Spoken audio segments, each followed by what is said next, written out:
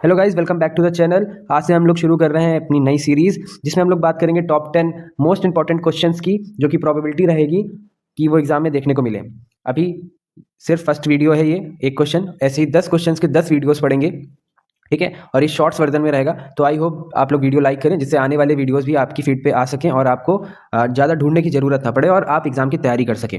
तो इसी के साथ शुरू करते हैं हम लोग अपना फर्स्ट वीडियो, फर्स्ट क्लास। और क्वेश्चन 1 जो हमारा है वो है explain the concept of quality, discuss the evolution of quality management and dimension of quality. Basically होता क्या है क्वालिटी मैनेजमेंट, इसके बारे में पूछा जा रहा है। तो क्वालिटी क्या होता है पहले ये समझ लेते हैं। क्वालिटी का मतलब होता है किसी प्रोडक्ट या सर्विस की वो एबिलिटी जिससे वो कस्टमर की नीड्स और एक्सपेक्टेशंस को सेटिस्फाई कर सके, ठीक है। इसे बोलते हैं क्वालिटी। पहले बुकिश लैंग्वेज की तरफ चलते हैं, फिर मैं आपको और अच्छी तरीके से समझाऊंगा। Quality means the ability of a product or service satisfies customer needs and expectations. It is not limited to defect-free product, but includes performance, reliability, durability, and customer satisfaction. ठीक, हमारा क्या होता है क्वालिटी? क्वालिटी का मतलब होता है product या सर्विस जिसकी एबिलिटी हो कस्टमर की नीड्स और सेटिस्फैक्शन को एक्सपेक्टेशन को सेटिस्फाई करे। ठीक, क्वालिटी सिर्फ ये नहीं होती है कि प्रोडक्ट में डिफेक्ट ना हो, बल्कि ये भी देखा जाता है प्रोडक्ट की परफॉर्मेंस कैसी है, कितना रिलायबल है, कितने टाइम तक चलेगा, मतलब कि प्रोडक्ट की लाइफ, और कितना कस्टमर को सेटिस्फाई कर रहा है, ये होता है हमारा क्वालिटी।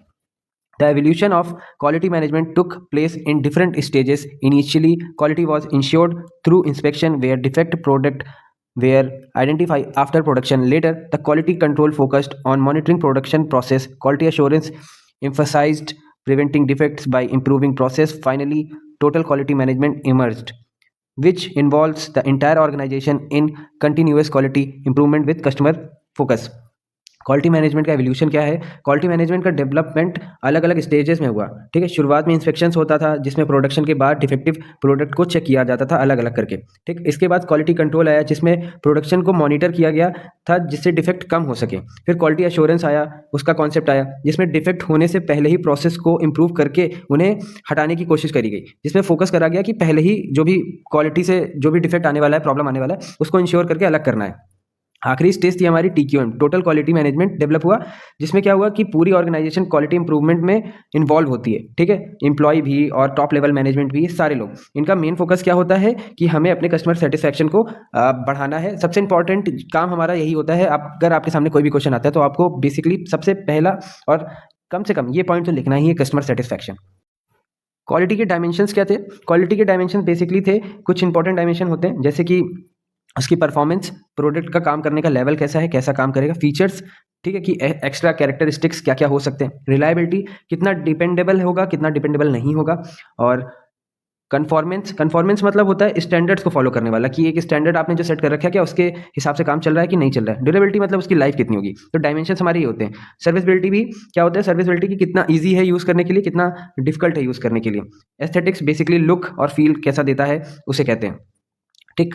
ये हमारे होते हैं डायमेंशंस। बेनिफिट्स क्या होते हैं ये जान लीजिए। बेनिफिट्स हमारे क्या होते हैं? Benefit of quality management system के, पहली बात कस्टमर लॉयल्टी बढ़ाता है, ठीक। इंप्रूव्ड एफिशिएंसी करता है, कॉस्ट को कम करने में मदद करता है, इनहेंस्ड कस्टमर सेटिस्फैक्शन पे चलता है, ठीक।